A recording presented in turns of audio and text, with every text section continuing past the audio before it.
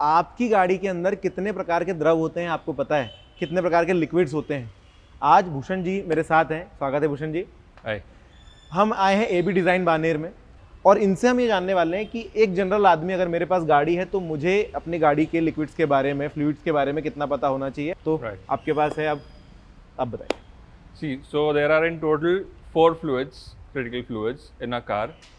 So जो होता है आपका सबसे पहले इंजन ऑयल, फिर आपका ब्रेक ऑयल, ब्रेक फ्लूइड, फिर पावर स्टीयरिंग ऑयल अगर होता है तो कूलेंट, और आपका ट्रांसमिशन ऑयल भी होता है। But transmission oil that is the lateral part, मतलब जो आप रेगुलरली चेक कर सकते हो। Is better for you also and for your car also. अगर आप हैबिट में डालो तो हफ्ते में एक बार बस बोनेट खोल दीजिए अपना, और जो भी फ्लूइड्स है वो चेक कर दीजिए। तो मैनुअल ट्रांसमिशन, मैनुअल कार में ऑयल रहता है, वो उसका अलग रेट रहता है। ऑटोमेटिक ट्रांसमिशन अलग रहता है। ऑटोमेटिक ट्रांसमिशन में there is a filter also which you have to change with the oil. वो आपको कंपनी स्पेसिफाई करती है कितने किलोमीटर में आपको वो रिप्लेस करना है। तो बेसिकली आप अगर यहाँ पे आओगे तो आपको बता दूं, सबसे पहले आपको विजिबली ये वाला जो रिजर्वायर रहता है, इसमें आपका ब्रेक फ्लूइड रहता है। ओके।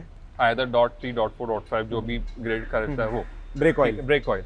और सेम फ्लूइड अगर आपका मैनुअल ट्रांसमिशन हो तो आपका जो क्लच रहता है, if it is a hydraulic clutch, तो ये सेम फ्लूइड यूज होता है उसमें। अच्छा, एक ही फ्लूइड रिजर्वायर आइदर उसके लिए थोड़ा अलग से दिया हुआ रहता है कुछ गाड़ियों में, या एक ही इसमें से दोनों लाइन जाते हैं। अच्छा, तो ये मुझे पूछना है कि अगर ये ब्रेक फ्लूइड कितना हो जाए तब मुझे चेंज करना है? टिपिकली आपके यहाँ पे इंडिकेशन दिया हुआ रहता है, तो जनरली हर एक आदमी चेक कर सकता है अपनी गाड़ी खोल के। सो बेसिकली वीक में एक बार या 2 हफ्ते में एक बार, as a practice which is good beneficial for you as well and the car also. तो एक बार बस बोनेट ओपन करना है, बस देखना आपको फ्लूइड का लेवल बराबर है कि नहीं। अगर नहीं है तो if you have a spare fluid with you, you can top it up by yourself, और नियरेस्ट वर्कशॉप आप जाके टॉप अप करवा सकते हैं। अच्छा, ये 1 किलोमीटर के वाइज अगर हम देखें तो कितने किलोमीटर्स पे ये खराब हो जाता है? या आपके ब्रेकिंग पे डिपेंड करता है, आप कितना ब्रेक यूज करते हो। क्योंकि जैसे आप जितना ब्रेक यूज करते हो आप, उतना आपके पैड वेयर होते जाते हैं। तो जैसे आपके पैड वेयर होते हैं, तो पैड कम्स, वो जो पिस्टन रहता है कैलिपर के, वो ज्यादा क्लोज हो जाते हैं, तो उसके वजह से ऑयल लेवल कम हो जाती है। अच्छा, हाँ। तो दोस्तों यहाँ पर बात यही आ रही है कि कैलिपर में ऑयल चला गया है रिजर्वायर का, तो लेवल कम हो गया। तो या so second of all is your coolant. Coolant level वैसे तो ज्यादा कम होता नहीं है, क्योंकि it is a close circuit. तो कहाँ से अगर कोई लीक रहेगा तो ही उसमें लेवल कम हो सकता है, या फिर कभी कभार इवेपोरेशन से भी कभी कभार कम होता है। तो नॉर्मली एवरी सर्विसिंग में जो 10,000, 15,000, 20,000 kilometre depending on your driving, मतलब कैसे आप कौन से कंडीशन में ड्राइव करते हो और कौन सा ग्रेड का ऑयल यूज करते हो, उस हिसाब से रहता है कि आधर 10,000 किलोमीटर्स, 15 और मैक्स टू मैक्स 20,000। वो भी 20,000 किलोमीटर जो रन होने वाले कार्स रहते हैं, उसका ऑयल तो फुल्ली सिंथेटिक एंड अच्छे ग्रेड वाला ऑयल रहता है, वो कभी कभार 20,000 किलोमीटर चल जाता है। और नॉर्मली रेगुलर सर्विसिंग में इट इज ऑलवेज रिकमेंडेड कि 10 to 15,000 तक आपका ऑयल इंजन ऑयल चेंज कर दो। या so next thing is your engine oil. सबसे इंजन ऑयल की बात कर रहे थे जी। हाँ, इंजन ऑयल की बात कर रहे थे, राइट।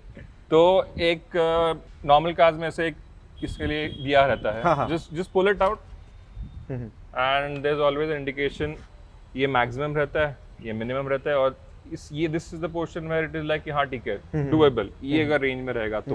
ये तो मैक्स इज दिस मच।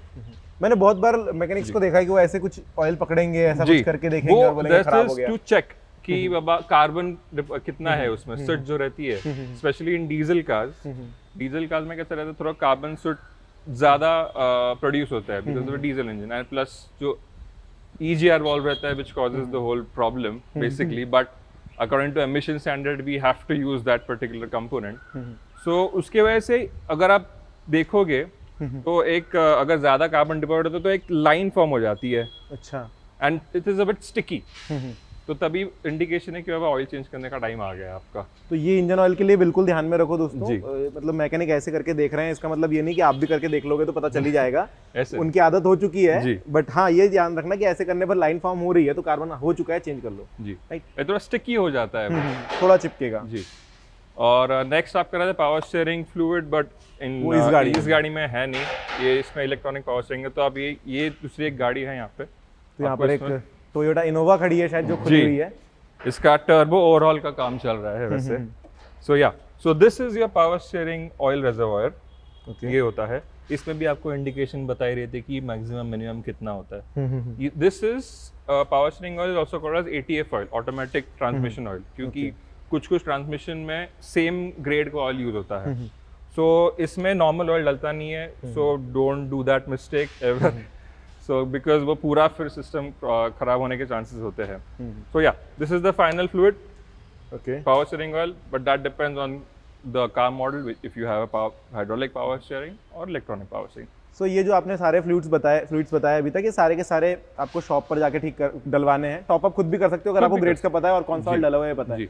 एक ऑयल है जो दोस्तों जो आप घर पर भी डाल सकते हो, शैम्पू डाल के मिला करके जो लोग बनाते हैं, वो उसको बोलते हैं वॉशर फ्लूइड। जी हाँ, यस, वो एक यहाँ पे रहता है। Yes, so this is used to like of course जैसे the name suggest washers, windshield washer fluid. तो या always specifically in monsoon season keep it topped up, because सामने से तो वैसे मड वड तो उड़ते रहता है आपके पे।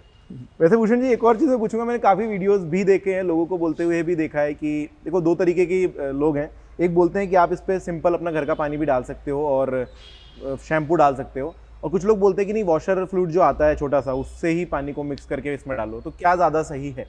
आप वो जो वॉशर फ्लूइड रहता है, it is specifically made to clean your glass, right.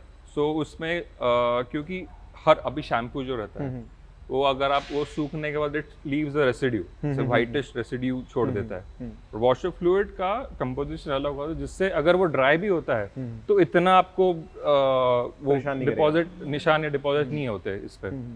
तो ऑलवेज रिकमेंड कि हाँ, दूसरा चीज टैप फ्लूइड मत, टैप का वाटर ज्यादा करके मत यूज करो, क्योंकि उसमें मिनरल्स होते हैं। Again minerals deposit hard water specifically use मत करो, क्योंकि ये जो आपके नॉजल्स रहते हैं जो स्प्रे करते हैं वाटर, वो क्लॉग अप हो जाते हैं। अच्छा, because of hard water. Okay, so it is recommended कि बाबा कोई ज्यादा डलता नहीं है, थोड़ा सॉफ्ट वाटर कोई अच्छा हो आपके बिल्डिंग में सप्लाई हो, तो use that and skip using the hard water. कितना लीटर तक डालना होता है इसे?